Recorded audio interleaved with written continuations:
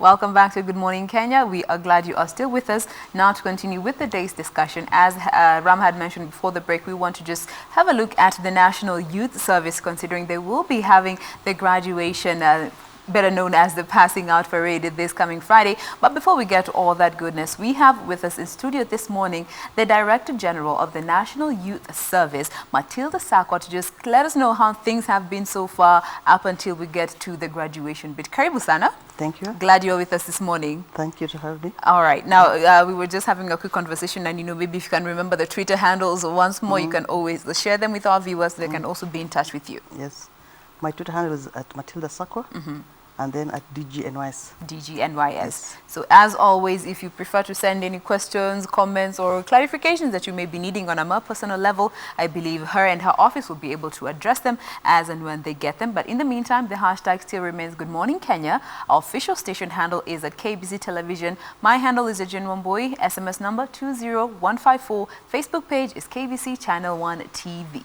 Now, before we get to even get to know more about the Passing Out Parade, let's just go back a bit. You were confirmed a few months ago as the Director General. You were in acting capacity up until September of this year. And, maybe we can start from there and just looking at, let's start before we went to the confirmation, let's just start by understanding, or rather reminding our viewers, the mandate of the National Youth Service, because so many of us always seem to get it wrong. Thank you. Thank you for having me. The National Youth Service mandate, the biggest mandate is to mold the youth of this country. So we do that in different programs. Number one, when you get the youths from the villages, from the streets, from wherever we get the youth from, we bring them to the Gilgil Training College. That's where we do character development, and that is a program called paramilitary training, which goes on for 6 months. Yes. So our mandate is to ensure that the youths go through programs that can make them patriotic, youths that can have values, youths that can persevere, youths that can value the country, patriotic, and they can stand for the country. So that's what we do for 6 months at Gilgil. After 6 months, then they go to National Service. The National Service is a program that takes a whole year. That is where now the youths transit into doing national duty. One of the national duties is to do farming. We are in farms, and that's why we also contribute to the 4 big agenda. Yeah. We do farms, big farms. They plant cotton. We have seed potato production. In fact, we have the second largest in Africa, where the youths are trained in the new technology, aeroponics. Nice. And then we also have youths doing security. You've seen them at the airport. That is the time they're doing national duty. You've seen them in the airport, KICC. You've seen them in Kemri. You've also seen them when we do crowd control. We work alongside the police. The National Police. National Police. And sometimes we also work along with the defense forces, especially in our border areas where we get the youths to go there and open up the roads, just to do things that can assist the army and the defense forces to meet their targets. In the National Service also, that is where we train the youths to do other skills. For example, we have the water bottling in Turbo. Yeah. So we also train them in different skills at that level. So at the national level, the 1 year, they can be called upon to do any national duty. For example, at any part of the country? Any part of the country. Okay. For example, we were called upon to do cleaning up of Kisumu Port. And that is the youths you saw there, they are under the National Service.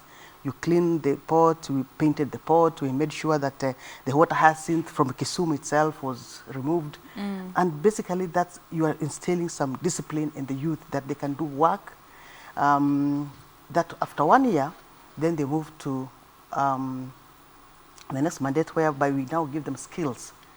Skills in the sense that we take them to vocational training. In the National Youth Service, we have 17 schools across the country. And because we have very large numbers of the national people going through national service, our institutions cannot cannot accommodate all the youth. And therefore, we also partner with the TVETs so that you find our youths going to TVET. So that is the mandate we have, to train, character development, and making sure that by the time they finish, their course. It's a sort of, you stay with us for about 4 years, depending on the course you want. There are some who do diploma, there are some who do certificate, and therefore, by that time, that youth is ready to go out. Somebody who is skilled, somebody who has character, somebody who can persevere, somebody you can count on. So that is our mandate. But the next mandate we have, although it's auxiliary, is commercialization. We want to venture into commercialization. And therefore, the youths that we are going to have in the national service also, as we do agriculture and farming, we ensure that we produce enough for the national youth service, but we also sell the surplus so that we also generate. We are also doing uniforms. We are also big in uniforms. We are doing for the forces, for the police, for any discipline services, uniform service in Kenya. We are doing that at our Ruaraka, TGTI. We are also making sure that these youths, when they go out, they also have other skills other than the ones we have given them in the vocational training. So there's a mix of things that we do at the national service. That target the youth. Yes, yes. All right. Now, when you talk about the youth, we always know a youth is anyone aged between 15 and 35. But looking at NYS, what is the specific age group that the National Youth Service targets and focuses on specifically? Specifically, we recruit youths between 18 and 24. 18 and 24. Simply because when we take you to paramilitary training, we don't want you to break your leg if you're 35. I mean, you're too old to do certain skills, to do the parades, to do the, all those things that go through Gilgil. It's really tough to train. And therefore, that's our target. So 18 to 24, that's our target. That's the first qualification. First qualification, they are able to do those maneuvers and physical exercises, the strenuous exercises. And we also say that 18 to 24, but you must also be fit, number one. Number two, you must also not be a disabled person in the sense that you cannot do those exercises. By the way, we have youths who are living with disability, the deaf, because the deaf can still do all those physical activities that are required. We also have dwarf. We also take that because they can still do their work. So we also have albino. So those are basically the people living with disability that we look at. We also look at especially with ladies, they should not be pregnant because of the strenuous exercises that they go through.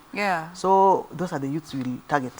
And just looking at, the population, just comparing our young men and our young women, do you find there's a balance in the number of applications and the intakes that you get, or you tend to find one side of the divide is, not as, not making as much applications or reaching out as much? I think application is good across the gender, but I would say that it's across the regions that is a problem. When you go to northern parts, you find there are not so many people who are interested in coming to National Youth Service, maybe because they don't have a reason to join National Youth Service. They don't know anything about National Youth Service, or they fear the strenuous exercises that people talk about. They talk about, but once you go there, you realize that these are things that are doable. So in terms of gender parity, we have enough ladies, 30%, and 70% men applying to join the National Youth Service. Yes. Now, since your confirmation, during the confirmation in itself, the president didn't say, the youth service is now in very capable hands, and we are hoping for NYS to reclaim its position. Maybe since the confirmation, how have the changes rather been now that you are not in acting capacity, but as the Director General of the National Youth Service? Has that brought about any changes in your administrative, capacity and power?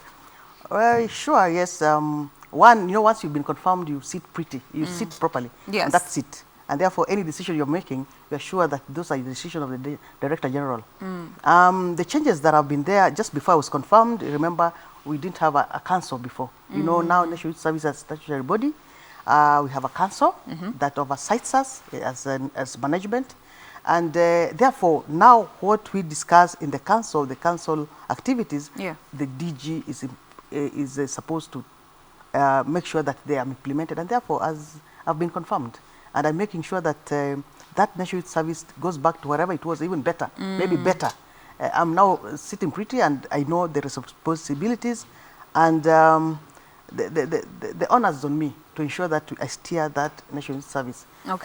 So there's no issue of acting. I'm so sure that I'll be there for the next so many years that the president has given me, and of course I don't want to let the country down. All So right. I make sure that I deliver on the mandate of the National Youth Service. And speaking on delivering on those mandates, maybe you could tell us some of the reforms that you were actually working on in line with, this passing out of this, the recruits who are going to be graduating, some of the reforms that are underway to just ensure that, trust and integrity and transparent are at the core, at the top of the priorities for NYS on a national scale.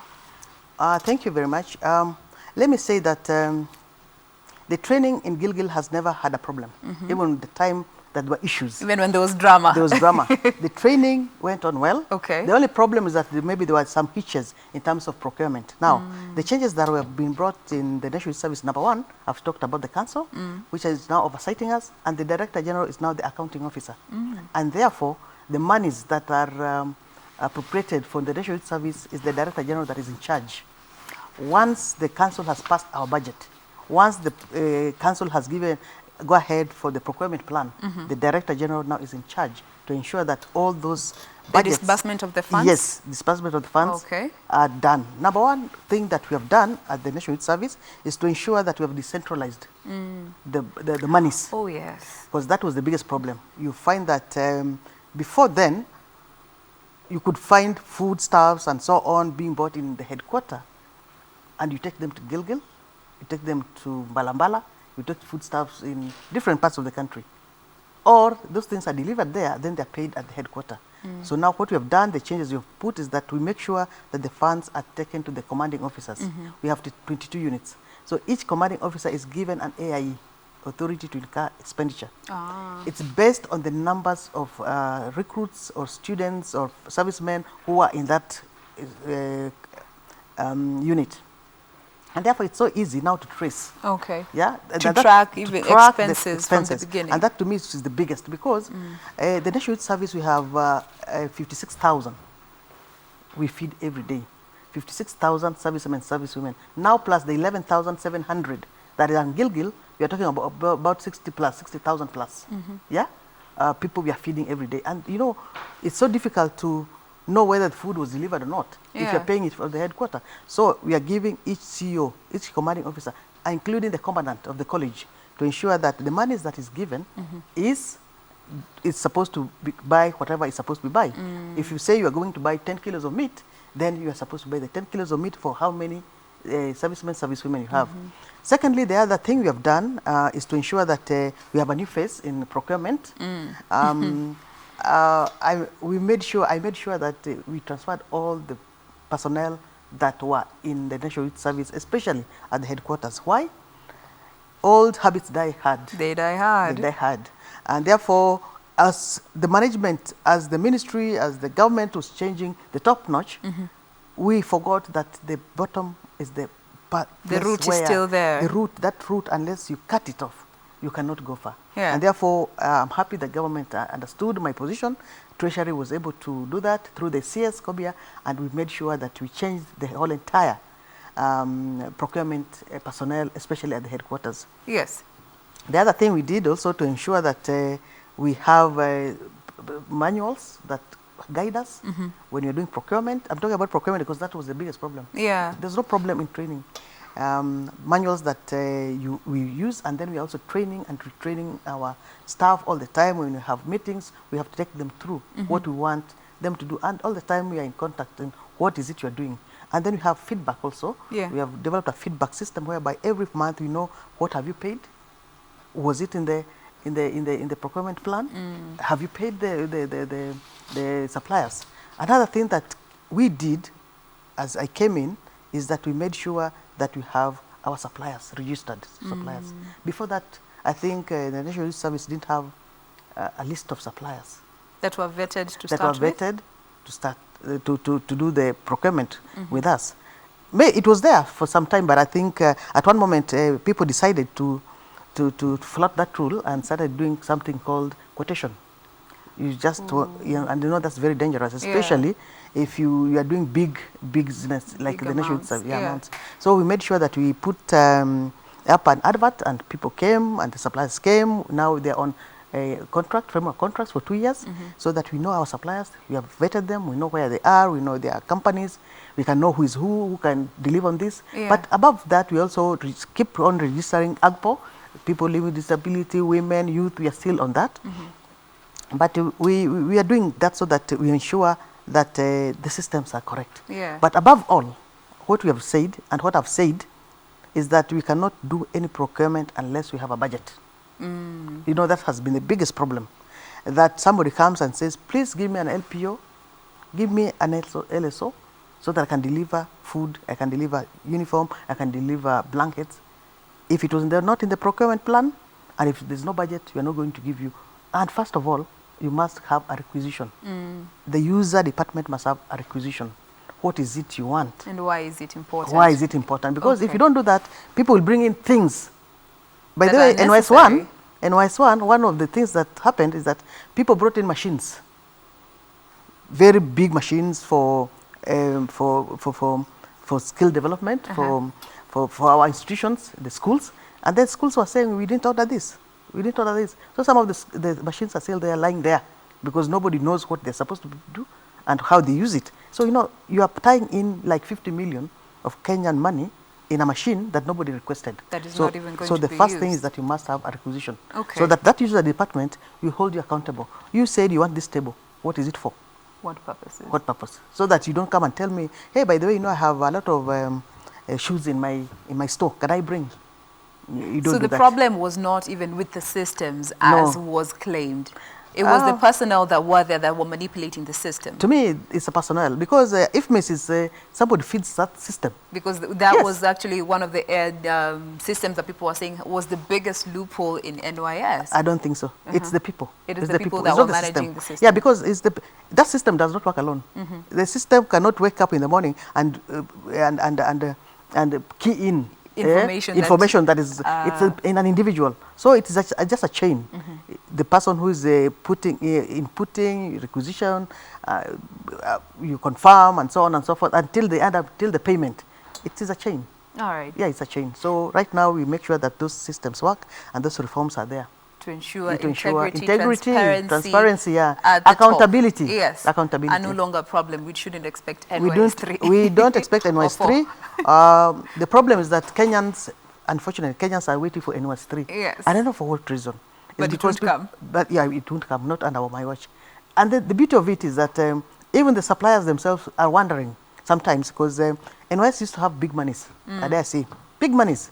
Because we had a program called Youth Empowerment Program, and that program had about 8 billion.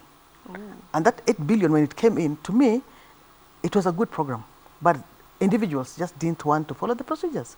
But now we are ready. If you gave us even 100 billion, we have put in systems to ensure that whatever activity we are going to do is well planned, and well funded, and every cent is accounted for. Sure, all right. For sure. Now let's quickly move along and just talk about the passing out parade. First of all, there are going to be about 11,700 graduates. Correct. Was that the number that started off to this whole this passing out this lot? Not really, but about say 100 have dropped out for various reasons. Some got sick.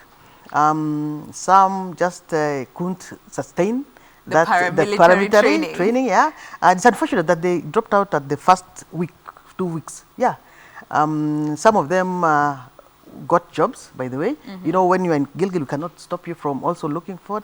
Some of them went and they got employed in different areas, especially in prisons and so on. So they tried their luck, they got, then they left. All right. But overall, 99% are still with us. Now, how does this make you feel, as the Director General, the fact that, at least 99% of these young people that you took on to take through this intensive training period have decided to just stick through till the end and are now going to be graduating onto the next phase? Honestly, I feel so proud of them. Yeah. Yesterday I was with them and they were very excited. It's not like the time I was welcoming them to the college. They were looking green and, bado raia, they don't know what to do.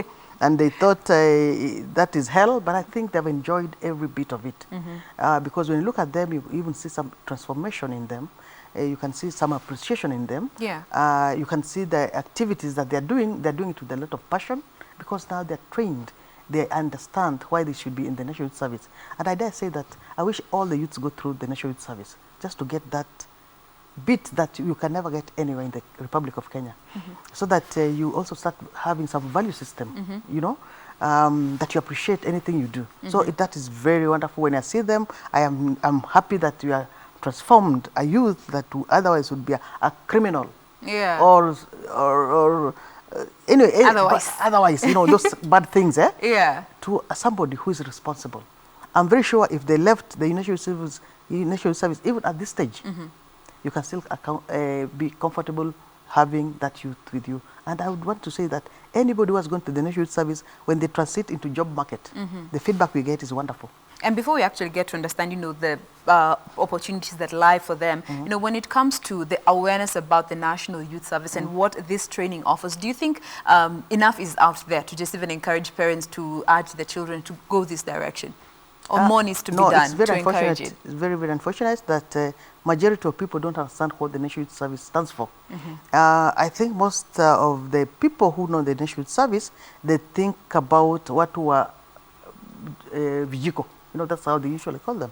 But they don't know that behind that kijiko, there's something that is going through in the national service, the youth that have gone through the national service. It's only the employer who has employed somebody from the national service that will understand the difference. There's one time I was talking to a gentleman who is in hotel industry. They're telling me, you know, by the way, we would want to have as many people graduating through the national service because they are resilient. They have character. You can trust them in doing anything. And you know, you feel so proud about them because people just look at national service as if it is just I don't know how a conveyor belt of people is suffering, you know. And just like any other school, just churning out graduates. No, that's a different ballgame. Different. Yeah. Now, speaking of those opportunities, you know, this is a big lot, 11,700 graduating. What are some of the areas that, you know, maybe the NYS has, the areas of, you know, opportunities that the NYS itself has for some of these graduates, as well as redirecting them to different job opportunities that may lay ahead? In regards to the by the way, projects that you have. 11,500 are not going straight to the market. Yeah. They're still coming to the national service. So we are going to be with them for a whole year. After that whole year is when we'll give them skills. Okay. So what is there for them from the national service, we just give them the skills and ensure that we connect them to the employers. Yeah. Like now we are working very close with Centum. We are also working with the Carrefour. Carrefour has taken all the people you go to Carrefour in Two Rivers. Those are national service, but you'll never know that. And we are working with other employers. There's an employer, I don't want to say which one, just came and took all the plumbers and the electricians, yeah, to ensure that his construction company is good. So we are working with different organizations to ensure that you are working together. Right now we have, we want to partner even with AMREF, even Ministry of Health, to ensure that even our youths can do things on public health. You know, for example, we train people in agriculture. We want to work with the Ministry of Agriculture to so that we see whether they can do extension work. We are still at that level so that we ensure that our youths, once they graduate, they can get something to do. There is an opportunity. Yes, there's an opportunity. But overall, there's a lot of opportunity. There's a lot of demand from the national service. Yeah. I would say so.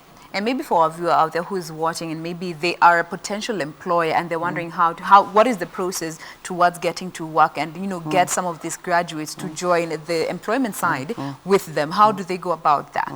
Thank you for that. I would ask them to contact us at the Roraka National Service. Yeah. We always have a list of ex-NYS, the ones who have graduated, and those ones who have always wanted NYS, they always come to us, we give them.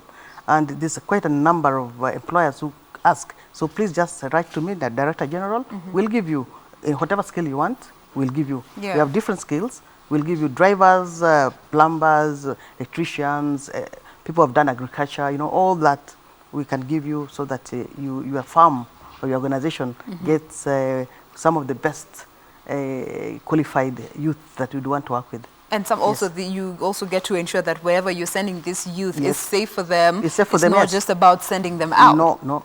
You know, there's some people who come and say, you know, we want your youth to be watchmen. No, our youth don't do that work.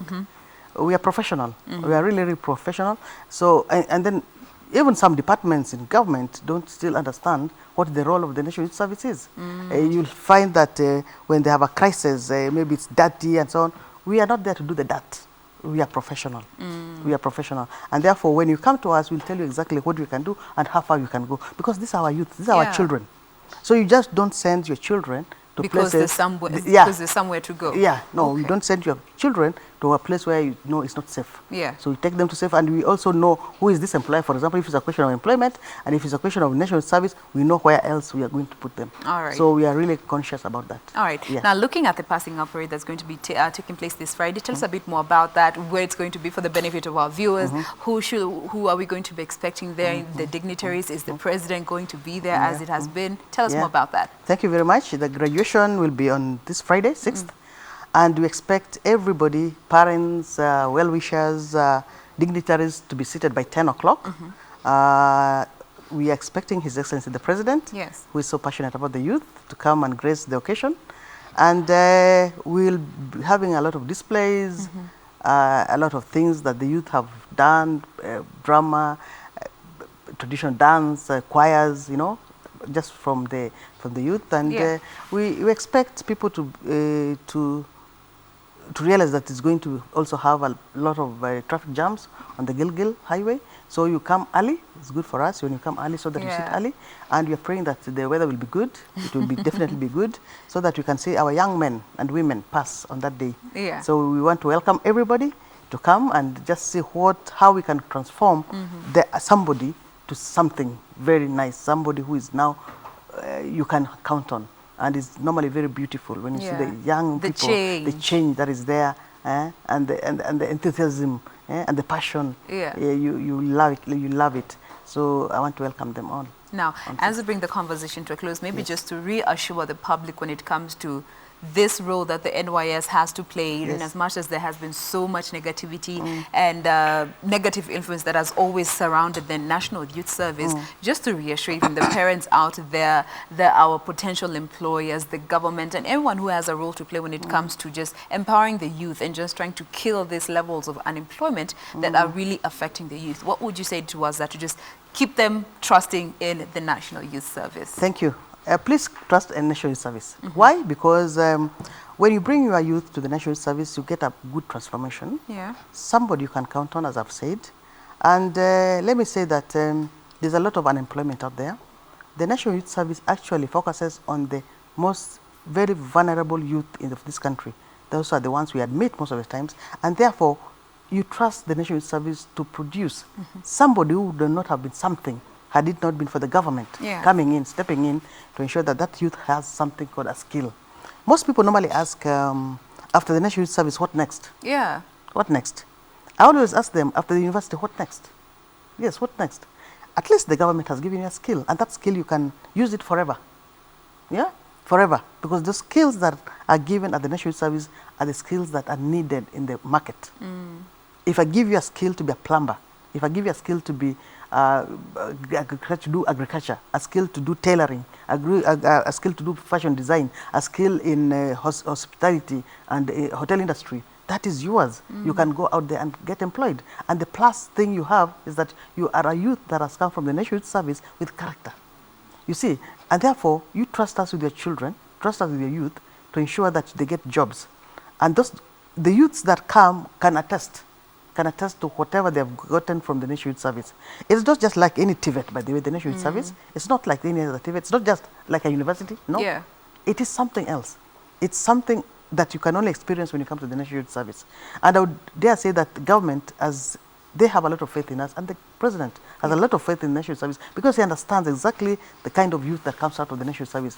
That the government should expand that space so that we get more youths coming to the National Youth Service, so that we can get more youths instead of getting them into crime and bad things. And always complaining. Always complaining. You know, by the way, youths like complaining that the government has not done this, the government has not done that. But again, you ask yourself, what else would you want the government to do after taking you to school?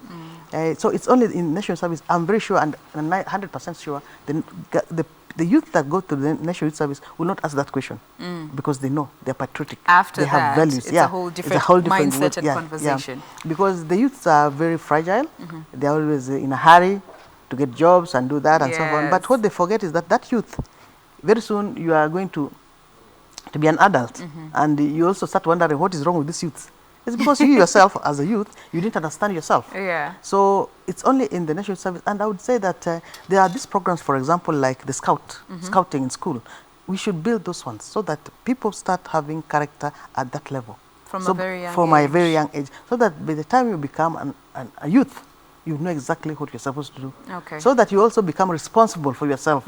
Don't ever think that somebody will be responsible for you. For you. It is yourself. It's your life. If you mess up at your youth level, you'll mess your life forever. All right. And remember, all the youths that have messed themselves at the level of the youth will never be anything. It's almost never or impossible to catch up. Yeah, so as we work through the youth space and so many other organizations that work with the youth, we have our peers, we have our CS working very, very closely in terms of making sure that the youth also get jobs.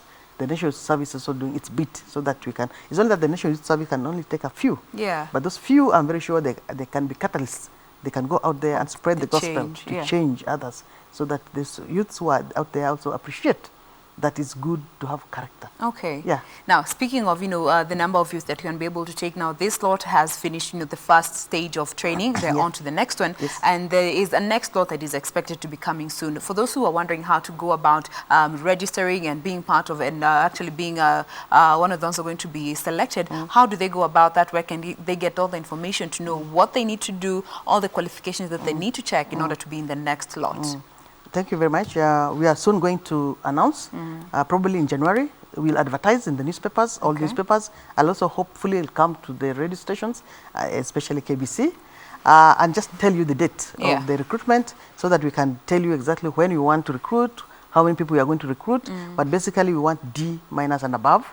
I would dare say that I would not want to have a lot of B+, C+, because those ones can go to the university. So let us give a chance to the youth who would not have gone to universities. At least the university, they can get a skill. But that is not to discriminate or say that no, we are not it's discriminating. A limiting factor. It's not a limiting factor. Yeah. We are saying D and above.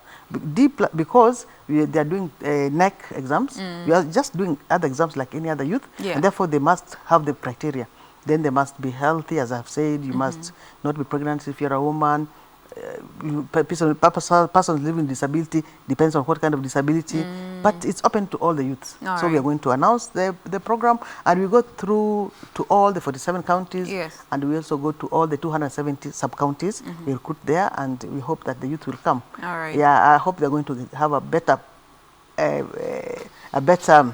turnout and a view about the National Youth Service, because as we go on, I think we're going to have so many other programs just to enlighten people about the National Youth Service. It's a good program. It's really a good program. People who don't know the National Youth Service will never tell you, but people who know National Youth Service, let me say that even me before I came to be a DG, you also had your opinions. I did have opinion, but I didn't. I will not have talked much about it, but now I have high regard about the National Youth Service. We went through the National Youth Service pre-university. Yeah. So by that time, you're not very, you don't go through the other programs that we go. It wasn't as intense. It wasn't as intense because we never used to do national service, except that we go, do a bit of farming and so on. But right now, it's a good program. I would say it's a good program. So if you are out there between 18 and 24 and you are fresh out of high school, you still have that gap year where you're still figuring out life, maybe this would be an opportunity for you to just take a skill that is completely maybe far from what you hope to study in university. If that opportunity does show up, please go ahead, check them out. The notice will be put out probably next year, as has been mentioned. But when it is out, check them out, get to know how you can be part of it, because this is an opportunity that not many can get. So if you are able to get this opportunity, take advantage, learn a skill, because we are living in a very tech age, and skills are very important in whatever field. And the good thing about skills, once you learn them, you can always use them anywhere. We can be self-employed. You can always choose to go the entrepreneurial way. So that is that for that. The passing out parade will be happening this Friday in Gilgil. So congratulations to this lot that will be graduating. We do wish you all the best as you transition to the next phase of the training process. We have been speaking with the Director General of the National Youth Service, Matilda Sakwa, just sharing with us all that is going to be happening this Friday. Thank you so much. We wish you all the best as you proceed on with Friday's events. Thank you. All right, now we want to take another commercial break, but we have another interview coming up in a bit. Do stay with us. The hashtag still remains Good Morning Kenya on Twitter. See you after this.